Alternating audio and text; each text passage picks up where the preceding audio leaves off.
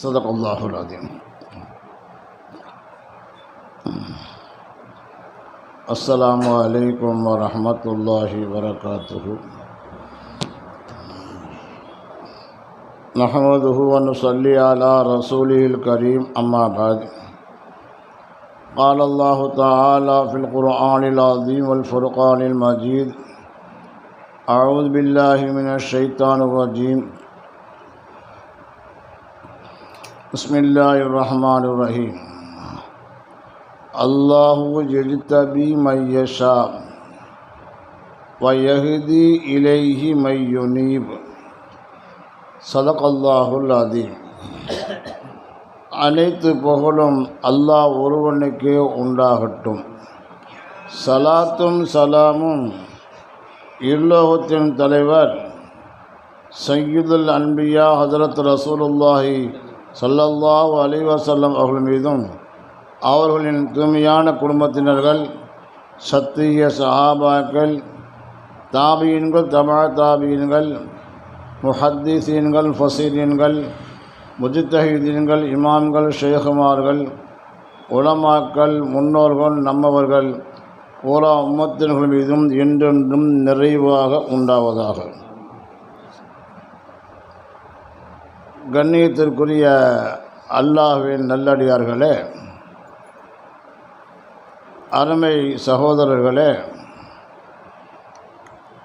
அல்லாஹ் சுப்ஹானஹு வ தஆலா தனது திருமறையிலே கூறுகின்றான்: அல்லாஹு யஜ்தபி மன் யஷா. அல்லாஹ் தான் நாடியவர்களை தேர்ந்தெடுத்து கொள்கின்றான். வ யஹ்தி இலைஹி மன் யஷா. யார் அல்லாஹ்வுக்காக வேண்டி தன்னுடைய உழைப்பால் முன்னேறுகின்றார்களோ அவர்களுக்கும் அல்லாஹ் ஹிதாயத்தை கொடுக்கின்றான் என்று அல்லாஹ் சொல்கிறான். அல்லாஹ் யாரை தேர்ந்தெடுக்கிறான் அப்படின்னு கேட்டால்,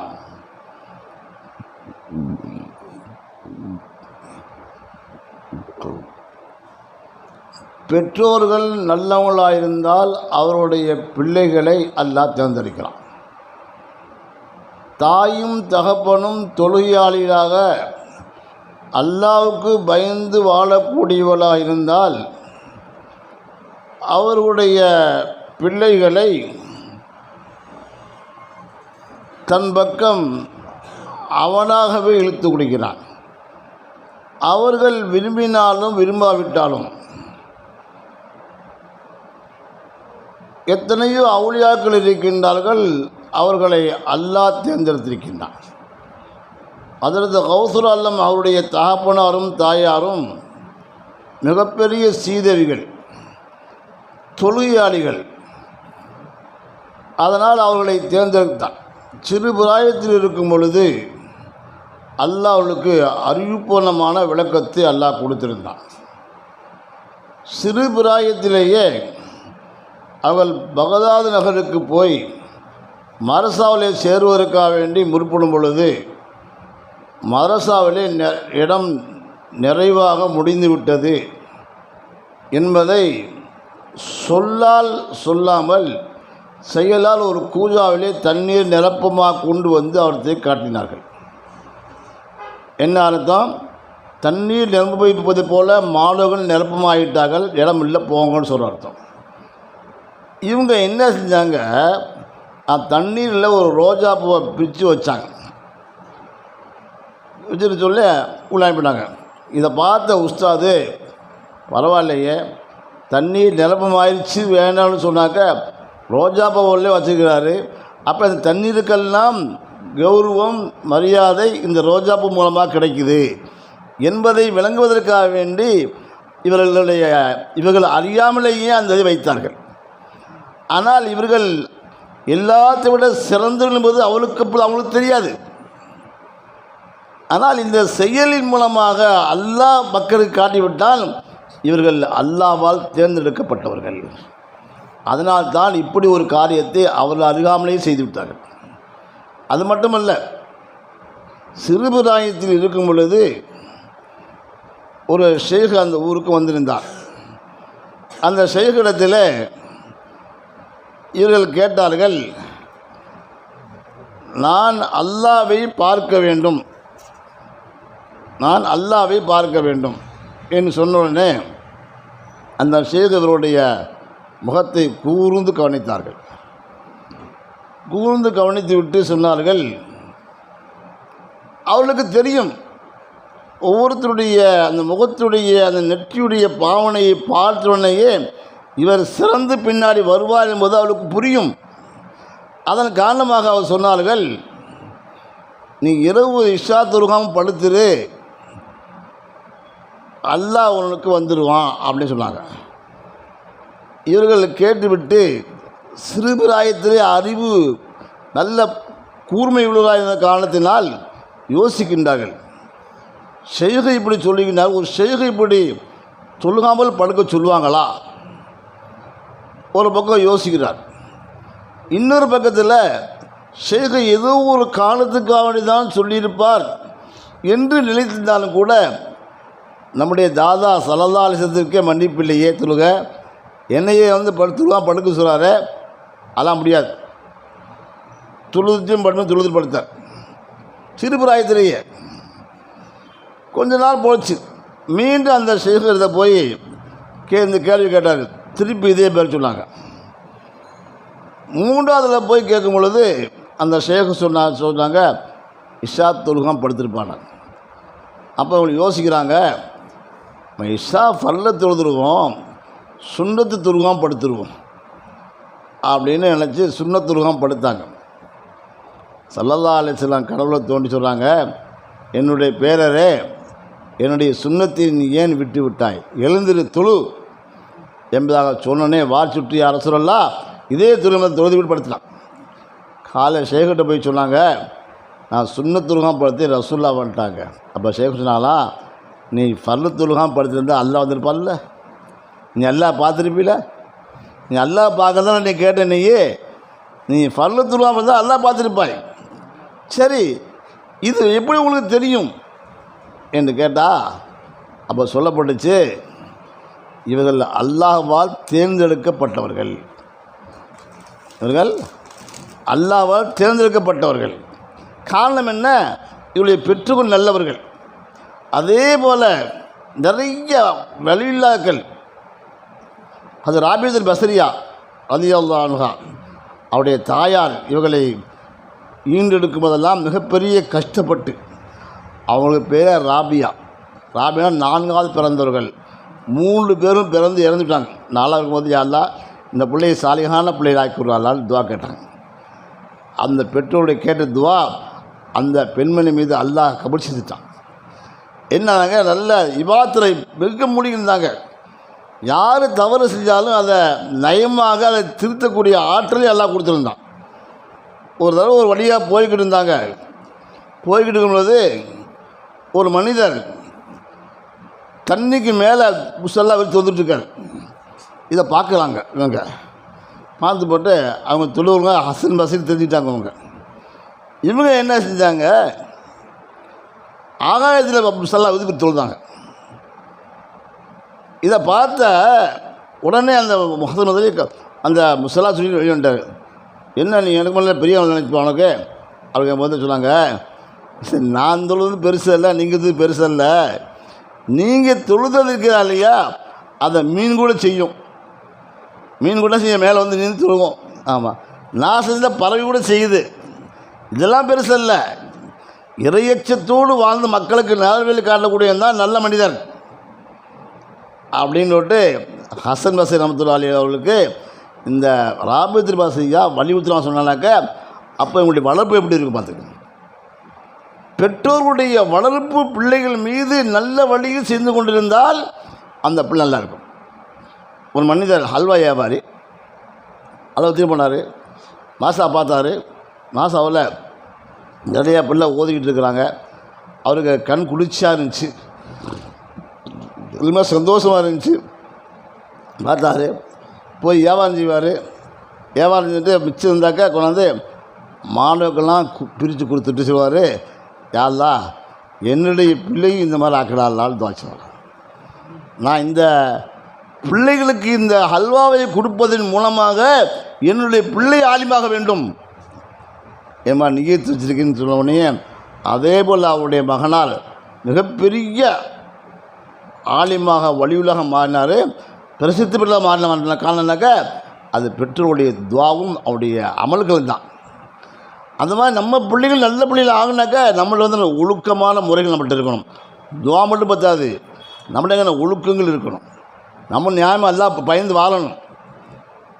இது ஒரு வழி. இன்னொரு வழி என்ன சொன்னாக்க, மாஹவுல் இருக்கக்கூடிய இடம் அவனை மாற்றிவிடும். பெற்றோர்கள் நல்லவர்கள் கெட்டவர்கள் மீது கருத்து ஆர்த்தாமல் அங்கே வந்து இந்த மனிதர் போய் சேரக்கூடிய இடம் நல்லவருடைய கூட்டத்துக்கு பற்றியில். நல்லவருடைய கூட்டத்துக்கு பற்றியில் போய் சேர்ந்தாங்கன்னு சொன்னால் அல்லாஹ் அவர்களையும் நல்லவர்களாக மாற்றிட்டுருவோம். மாஹவுல் தான். ஹஜ்ரத் முகமது காசிம் நானூத்தி ரஹமத்துல்லாஹி அலைஹி அவங்க தேவந்தாசார ஆரம்பித்தாங்க. அவங்களுடைய குறிக்கோள் என்னன்னு சொன்னாக்கா, எல்லா மலைகளும் தொழுகலியாகணும், எல்லாமே தொழிலாகணும்னு ரொம்ப ஆசை. அதனால் யாரை பார்த்தாலும் தொழுகுன்னு சொல்லுவாங்க.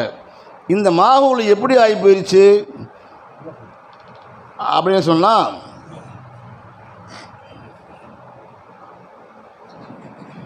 எப்படி ஆகி போயிடுச்சு அப்படின்னு சொன்னாக்க, அந்த ஊருக்குள்ளே யார் நுழைந்தாலும் தொழிலால் மாறிடுவாங்களாம். இது இவங்களுடைய அந்த தூரத்து நோக்கத்துடைய சிந்தனையும் கவலையும் உழைப்பும் சேர்ந்துருந்துச்சு. அதனால் அந்த ஊருக்குள் நுழைந்தவர்கள் எல்லாமே தொழிலால் மாறிடுவாங்க. இது ஒரு மாஹவுல். ரஷீத் கங்கூரி ரஹ்மத்துல்லாஹி மாஹவுல் விழுந்து எல்லாரும் அல்லாஹ்வை திக்ர் செய்யக்குள்ளே மாறணும். காரணக்க அல்லாஹ் திக்ரில்லாஹி தத்மஇன்னுல் குலூப், அது அல்லாஹ்வுடைய திக்கரை கொண்டு தான் உள்ளங்கள் நிம்மதி வரும். அதனால் எல்லா மக்களும் நல்ல திக்கசிகள் மாறணும் செய்வாங்களாம். பகலில் 10 மணிக்கு உட்காந்து பாராட்டு செய்வாங்களாம். செய்த நோக்கம் என்ன, எல்லா மக்களுக்கு காதலையும் விழுகணும், விழுந்து அவங்க மாறணும் என்பது தான். அதே போல் அதில் அவங்க வந்து என்ன செய்வாங்கனாக்கா, ரஷீத் கங்கூரி பகலில் 10 மணிக்கு தன்னுடைய பள்ளிவாசலில் உட்காந்து சப்தம் போட்டு பாராத்தசி ஓதுவாங்களாம். பாராத்தசி ஓது நோக்கம் என்னென்னா, இந்த ஊர் மக்கள் எல்லாம் இதை கேட்டு ஒரு மாஹவுல் ஏற்படணும்னு அந்த அந்த என்ன ஆகிப்போச்சுனாக்க, இவர்களுடைய திக்ருடைய அந்த வேகம் அந்த ஊர் பூரா எதிரொலிக்க ஆரம்பிச்சு. எதிரொலிக்க என்ன ஆகி போச்சுனாக்க, அந்த ஊருக்குள்ளே யார் நுழைந்தாலும் திக்கு செய்ய மாறிடுவாங்க. மட்டுமல்ல, மாற்று மதத்தை சார்ந்த ஆளுகள் அங்கே வண்ணால் செய்யக்கூடிய அந்த துறை இருக்குது, குளம், பெரிய குளம், கிட்டத்தட்ட 70 பாறை இருக்குது. அதில் வெண்ணால் துவைக்கக்கூடியது. இவன் துவைக்கக்கூடியவங்களாம் என்ன செய்வான்னு சொன்னாக்க, அங்கிட்டு பழக்கமான இங்கே மாதிரி துணி இருக்குது, சோப் போட்டு துணி அடிக்கிறது இல்லை. அதுவாங்க சோப் போட்டு துணி வச்சு அப்படின்னா கட்டத்துக்கு அடிப்பாங்க. அப்போ அது அந்த ஒரு பழக்கம் அங்கிட்டு ஒரு பழக்கம். அப்போ என்ன சொன்னாங்க, அந்த கட்டில் அடிக்கும் பொழுது தங்களை அறியாமலேயே இல்லல்லா சொல்லுவாங்களாம். அவங்க யார் மாற்று மதத்தை சார்ந்தவர்களும் இல்லை சொல்லுவாங்க. ஏன் அப்படி சொல்கிற, எங்களுக்கு தெரியல. காரணம் என்ன, மாஹவுல். இந்த மாதிரி மாஹவுலில் மாறக்கூடியவர்களை கொண்டும் அல்லாஹ் மார்க்கத்தை வாங்கிடுவான். ஹஜ்ரத் கங்கூரி ரஹ்மத்துல்லாஹி அலைஹி ஓதி முடிச்சுட்டு வந்துட்டாங்க. நல்லா ஜெய் தான், ஆலிம் தான், எல்லாத்துலையும் பயன் செய்கிறாங்க, மக்களுக்கு இப்போ போதிக்கிறாங்க, மசாலா ஓதித்தராங்க செய்கிறாங்க. ஆமாம். அப்போ ஒரு தடவை இவங்களுடைய அவங்க அதாவது இம்தால் மகாதுக்கு அந்த ஒரு பெரியவங்க வந்திருக்காங்க, ஊருக்கு வந்திருக்காங்க, பார்க்கலாம் அப்படின்னு அவன் நண்பர் கூப்பிட்றாங்க. சரி நம்மளையும் பார்த்துட்டு வருவோம், பெரியவங்க தானே மரியாதை செய்யணும்ல, பார்க்க போகிறாங்க. போகக்கூடிய நோக்கம் நல்ல நோக்கம், பெரியவங்களை சந்திக்கணும், துவா வாங்கணும் நோக்கத்தில் போகிறாங்க. இது நம்மள்கிட்ட வேணும், தேடி போகணும் எல்லாத்தும். அவன் போன உடனேயும் அப்போ அவங்க பார்த்துன்னு சொல்கிறாங்க, இப்படியே பார்த்தாங்க, அங்கே பார்த்துடுவேன். அது சொன்னாங்க, மௌலானா உங்களை பார்த்தா நல்லவா தெரியுறீங்க, ஒரு சின்ன ஒரு வேண்டுகோள். என்ன சொல்லுங்கள், 40 நாளைக்கு எனக்கு தங்கணும், நான் சாப்பாடு தர்றேன், தங்க சொல்கிறேன், எல்லா ஏற்பாடும் செய்கிறேன், இங்கே தங்குங்கண்டாங்க. அது முடியாது, நான் மாதம் நடத்திட்டு இருக்கிறேன், மாலை ஓதிக்கிட்டு இருக்கிறாங்க, அதெல்லாம் விட்டு வர முடியுமா? வர முடியாது அப்படின்னாங்க. ஏன்னா அவங்களுடைய அருமை தெரியல அவங்க, அப்போ முடியாதுட்டாங்க. அப்போ அவங்க விடலை, கெஞ்சுறாங்க. சரி 40 நாள் வேணாம், ஒரு 30 நாள் தங்குங்க. முடியாது. சரி 10 நாள் தங்குங்க. முடியாது. ஒரு வாரம் முடியாது. 3 நாள் முடியாது. 1 நாள் முடியாது. நீங்கள் இவ்வளோ கேட்டுக்கிட்டதுனால நான் நைட்டு போகக்கூடிய சஃபரை காலைல மாற்றி வச்சுக்கிட்டு இருக்கேன். இப்போ நீங்கள் நைட்டு தங்குறேன் சேண்டாம். சரி, அப்போ ஒரு நிபந்தனையோடு வச்சுக்கிறேன் நான். என்னென்னா, என்னை வந்து தொழுன்னு சொல்லக்கூடாது, திக்ருசின்னு சொல்லக்கூடாது, எதுவுமே சொல்லக்கூடாது. நான் மாடு படுத்து தூங்கி எழுந்து காலையில் போயிடுவேன். சரிங்க போவோம். சரி போகலாம்ண்ணா. உடனே மற்ற சொல்லாங்க, திக்ருசி கூட சொல்லாங்க, ஏப்பா பெரிய மௌலானவங்க சாதாரண ஆள் இல்லை, அதனால் அந்த பக்கம் போய் திக்ருசிங்க, பெருமா செய்யாதீங்க அப்படின்ட்டாங்க. இப்போ எனக்கு உள்ள பெட்டெலாம் போட்டு கொடுத்தாச்சு, அப்படிஞ்சாச்சு. இப்போ அவங்க படுக்கிறாங்க, படுத்துக்கிட்டு பார்க்குறாங்க, தூரமாக திக்ருசி இருக்கிறாங்க. யார்? சாதாரண மக்கள் திக்ருசிக்கிறாங்க. மனசு நினைக்கிறாங்க, நம்ம பெரிய ஒரு ஆலிம் ஆயிடுச்சே, அவங்களாம் பெரிய சாதாரண மக்கள் ஆயிடுச்சு, அவங்களே திக்ருசிக்கிறாங்களே, ஏன் நம்ம செஞ்சா என்ன அப்படின்னு மனசில் வந்துச்சு. இருந்தாலும் முடியாது, நான் முடியாது அப்படின்னாங்க. இங்கிட்டு திரும்புவாங்க, தூக்கம் வரல. கடைசியில் அறியாமலே இருந்துச்சு என்று திக்ருசிக்குள்ளே மாறிட்டார்கள். காலையில் இந்த மகாஜி கூப்பிடுறாங்க, போகலாண்ணா நீங்கள் இரவு பூரா இங்கே தங்குன்னு சொன்னீங்க, தங்கிட்டீங்க, இப்போ நீங்கள் ஊருக்கு போகலாம். நான் கேட்ட மாதிரி தான் தங்கிட்டீங்க, அல்ஹம்துலில்லாஹ், ஊருக்கு போகலான்னாங்க. அவன் எதுவுமே பதில் சொல்லலையாம். பார்த்தோன்னா, நான் சொல்லுவதை சொல்லிட்டேன், இதுக்கு மேற்கொண்டு தங்கினால் அது உங்கள் விஷயத்தை பொறுத்தது அப்படின்னாங்களாம். ஒன்றும் பதில் சொல்ல, பேசாமல் அப்படியே உட்காந்துட்டாங்க. 1 நாள் 2 நாள் 3 நாள் 4 நாள் இல்லை, 40 நாள் தங்கிட்டாங்க. அப்படியே 40 நாள் தங்கி அவங்கள பயிற்சி பெற்று ஹிலாஃபத்தை வாங்கிட்டு தான் அதுட்டு போனாங்க. ஏன் சொல்ல வரேன்னாக்க, ஒரு மாக உள்ளவங்கள அப்படியே இழுத்துச்சு. இதுக்கு பெற்றோர்கள் நல்லவங்களாக இருக்குன்னு அவசியமெல்லாம் இல்லை, இவர் நல்லதை தேடி போனதெல்லாம் கிடைச்சி. ஆனால் காரியத்தை ஈஸ்வரம் சொல்கிறாங்க, ஒரு மனிதன் நல்லவனாக வேண்டும் சொன்னால் நல்லவர்களை தேடி போக வேண்டும். தேடி போனால் கிடைக்கும். அதில் ஹாரூன் ரஷீத் ரஹ்மத்துல்லாஹி யார்? பெரிய அரசர், நீதியுள்ள அரசர், மக்களுக்கு ரொம்ப சேவை செய்யக்கூடியவர், ரசூலுல்லாஹ்வுடைய குடும்பத்தை சேர்ந்த ஒரு சாதாரண மனிதர் அல்ல, தொழுகையில் இபாதா ஒரு பேணிக்க உள்ளவர்.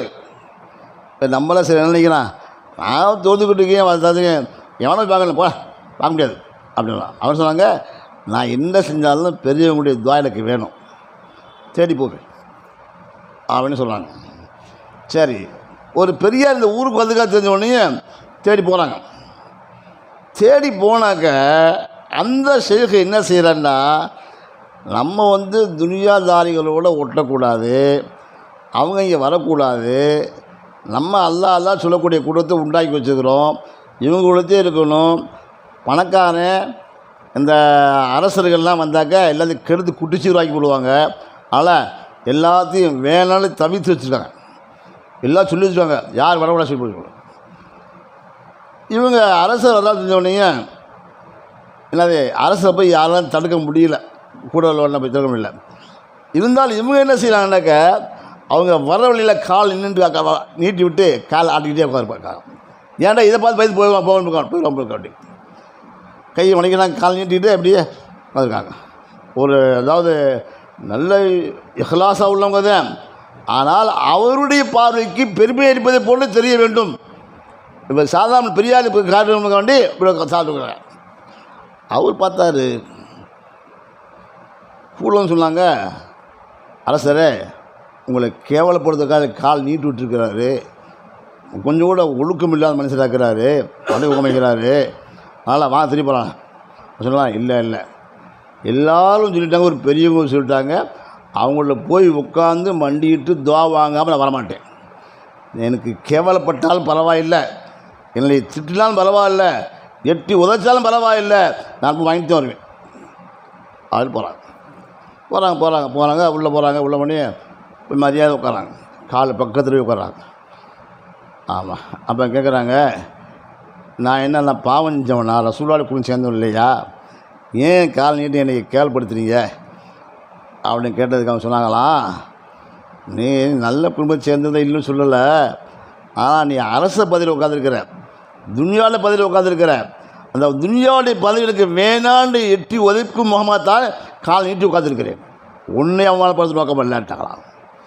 கையை மடக்கி உட்காந்தாங்க. ஏன் கையை மடக்கி உட்காந்துட்டீங்கன்னா, என்னை கை அல்லாடத்தை நின்று உங்கள்கிட்ட நின்றாது, உங்கள் காசு எனக்கு தேவையில்லை, எல்லாத்தையும் எடுத்துகிட்டு போ அப்படி சொன்னாங்களாம். என்ன இருந்தாலும் என்னங்க, பெரியவங்க தான்.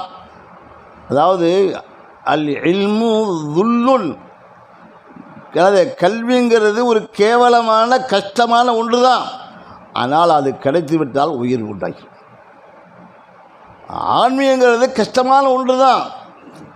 அது தபிரேஜ் ரஹ்மத்துல்லாஹி அலைஹியுடைய மஜ்லிஸுக்கு ஹஜ்ரத் ஜலாலுதீன் ரஹ்மத்துல்லாஹி அலைஹி தேடி போகிறாங்க. எதுக்காக வேண்டிய ஹக்கை தெரிஞ்சு போகிறாங்க. போனாக்க இவங்க பெரிய ஒரு ஆலிம், நிறைய கிதாபெல்லாம் எழுதியிருக்காங்க.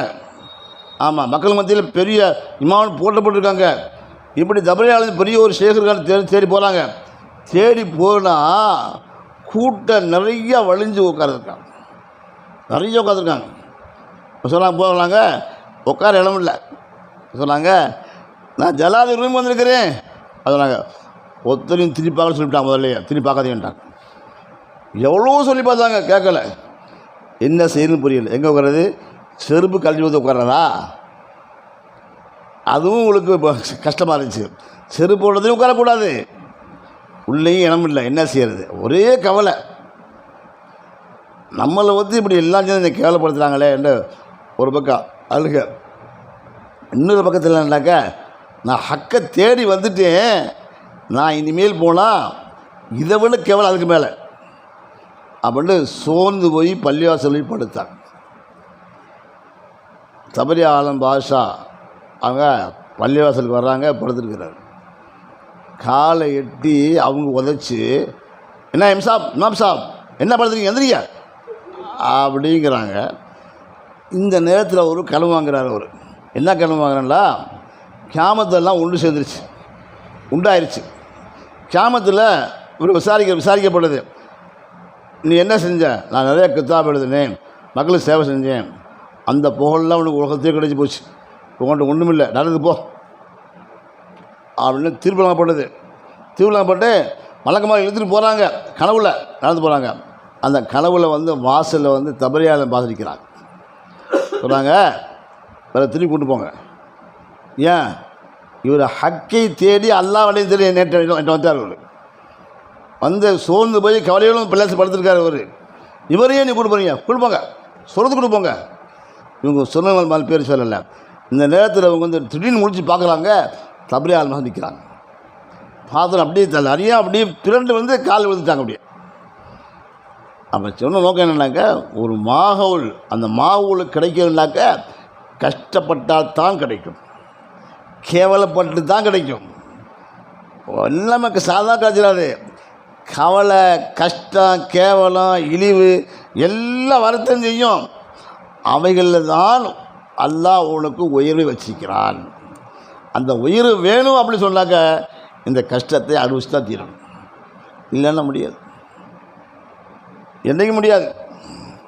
அதனால் கஷ்டத்தை அனுபவிக்க தயாராகிடணும். ஹஜ்ரத் சுஹைல் தஸ்தரி ரஹ்மத்துல்லாஹி அலைஹி கேள்விப்பட்டிருக்கிறோம். அவங்கள சிறுபிராயத்திலிருந்தே அவங்களுடைய தாயார் தாப்பனாரும் நல்ல வார்த்தைகளை சொல்லியே வளர்த்தாங்களாம். பிள்ளைகளை வளர்ப்பதுக்கு எல்லாம் சொல்லுவாங்க. என்ன சொல்லுவாங்கன்னா, அவளை பிறக்கும் போதே அல்லாஹு ஹாதிரி அல்லாஹு நாதிரி அப்படின்னு சொல்லுவாங்களாம் பிள்ளைகிட்ட. அந்த பிள்ளைய சொல்லுவாங்களாம். அவங்கள்ட்ட சொல்லுவாங்களாம். அந்த பிள்ளை வளர அந்த மனசுக்குள்ளே பட்டு அப்படியே மனநமாகி தங்கள் அறியாமல் சொல்லிட்டே போகலாம். அல்லாஹ் ஹாதிரி, அல்லாஹ் எவ்வளோ ஹாதிராக இருக்கிறான், அல்லாஹு நாதிரி, அல்லாஹ் என்னை பார்த்து கொண்டு இருக்கிறான், அல்லாஹு ஷாலாது, அல்லாஹ் மஹி, அல்லாஹ் இன்னும் கொண்டு இருக்கிறான். இந்த வார்த்தையை சொல்லிக்கிட்டே இருப்பாங்களாம். காரணம்னா சிறுபிராயத்தில் பெற்றோர்கள் சொல்லி கொடுத்த அந்த வார்த்தை அப்படியே உள்ளே பதிஞ்சு போயிடுச்சு. சொல்லுவாங்க, பெற்றோர்கள் பிள்ளைகளை மடியில் வைத்து ஓதக்கூடிய அந்த ஓதலை பிள்ளையுடைய செவியில் பட்டு அதை உள்ளே போய் மனப்பாடமாயிடும். நல்லவங்களுக்கு உண்டையானது அதான். இன்றைக்கி என்ன செய்கிறாங்க, பிள்ளைகளை மடியில் போட்டு டிவி பார்க்குறாங்க, செல் நோண்டிக்கிட்டு இருக்காங்க. எப்படி பிள்ளை சரியாக வருங்க? அந்த மாதிரி அமைப்பில் வந்து பிள்ளைகளை வளர்த்தால் மாட்ட விட்டாகும். அது மாதிரி அஜித் சுயல் தேசி சொல்கிறாங்க, நான் பெரியவனாகும் பொழுது வார்த்தை சொல்லிக்கொண்டே இருந்தேன். இதன் காரணமாக நான் அல்லாஹ்வை பார்த்து கொண்டே எல்லா காரியங்களையும் செய்து கொண்டிருக்கிறேன். மறுமையினால் நடந்த எல்லா விஷயங்களையும் ஆழம் அளவாகல அலசு ரப்பிக்கும் என்று அல்லாஹ் கேட்டான். அதான் எல்லா இடங்களும் பார்த்து நீங்கள் ரப்பு இல்லையா, என்னுடைய ரப், நான் உங்களுக்கு ரப்பு இல்லையான்னு கேட்டேன். காலு பலா, ஆமாம் நீ தான் எங்கள் ரப்புன்னு சொன்னீங்களா, அது எனக்கு யாவருக்குங்கிறான். காரணம் என்ன, அந்த சிறுபிராயத்தில் பெற்றோர்கள் சொல்லி கொடுத்ததுனால. பெற்றோர்கள் எப்படி வளர்க்குறாங்களோ அப்படித்தே பிள்ளைகள் வளரும். இல்லைன்னா போச்சு. நம்ம ஹவுஸ்ராதருடைய ஹலீஃபா புதுமை பக்தாலும் துறாளி அவங்க சொன்னாங்க, ஹவுஸ்ரான்னு போய் என் பிள்ளைக்கு நல்ல பாடம் ஆரம்பிச்சு கொடுன்னு சொன்னாங்களாம். கூப்பிட்டு போனாங்க, போய் உட்காந்து சொன்னாங்க, தம்பி பிஸ்மில்லா சொல்லுப்பான்னாங்களாம். உடனே இந்த பிள்ளை என்னங்க பிஸ்மில்லா சொல்லி அல்ல வந்து ஓதி இல்லாமல் ஓதி போயிட்டே போகுது, மனப்பணம் போயிட்டே போகுது. ஆச்சரியமாக போச்சு. ஹவுஸ்ரான் கேட்குறாங்க, தம்பி உனக்கு ஒன்றும் சொல்லிக் கொடுக்கவே இல்லை, இப்போதையும் அவன் தாய் விட்டு போகிறாங்க, இவ்வளோ ஓதுறியே நம்ம வந்து. உடனே அந்த அம்மா கூட சொல்லி கேட்டாங்க. சொன்னாங்க, அது ஒன்றும் பெரிய விஷயம் இல்லை அடுத்து, என் பிள்ளைய நான் மடியில் வயிற்றுக்குள்ளே இருக்கும்பொழுது 17 வருஷம் மனப்பாடம் பண்ணினேன், அதுதான் பிள்ளைக்கு தெரியுது. அப்போ பிள்ளைகளுக்கு வந்து தாய் தாப்பனாவுடைய உணர்வு அப்படியே உள்ளே வந்துடும். தமிழில் சொல்லுவாங்க இல்லையா, அப்பனுக்கு பிள்ளை தப்பாமல் பிறக்கலான்னு விட்டு, அப்பன்றது நல்ல அகலாக இருந்தால் பிள்ளைங்க நல்ல அகலாக வரும். தாயை போல சேலை நூலை போல சேலை தாயை போல சொல்லுவாங்க இல்லையா. காரணம் என்ன, அந்த பிள்ளைகளை வளர்ப்பில் நன்மையை நாடி இருந்தால். இது ரெண்டாவது ரகம். முதல்ல வந்து அல்லாவா தேர்ந்தெடுக்கிறது ஒன்று இருக்குது, அது எப்போனாக்கா பெற்றோர்கள் நல்லா இருந்தால். இரண்டாவது வகை என்னன்னாக்க, பெற்றோர் நல்லா இருந்தால் இல்லாதவன் அல்ல, அந்த பிள்ளையை அல்லாஹ் தேர்ந்தெடுப்பால். இவர்கள் நல்ல மாகோளுக்குள்ளே போய் சேர்ந்தால், நல்ல உலகத்துக்கு போய் சேர்ந்திருந்தால் கிடைக்கும், இல்லை கிடைக்காது. அதனால் நம்ம என்ன செய்யணும்னா, நம்முடைய பிள்ளைகளையும் நல்லா வளர்க்க மட்டும் இல்லாமல் நாமளும் யாழ்தான் எங்களை நல்லவர்களும் சேர்த்து வை, நாங்களும் ஒன்று அடையணும் அப்படின்னு நம்ம கேட்டோம்னாக்க நிச்சயமாக எல்லாம் சேர்த்துப்போம். அப்படி செஞ்சுக்கலாங்களா? அல்லாஹ் நம்மளே கபூல் செய்வானாக இன்ஷா அல்லாஹ். பள்ளப்பட்டி ஹஜரத் வீட்டு திக்குன் மஜ்லிஸ், பள்ளப்பட்டி ஹஜரத் வீட்டு திக்குன் மஜ்லிஸ்.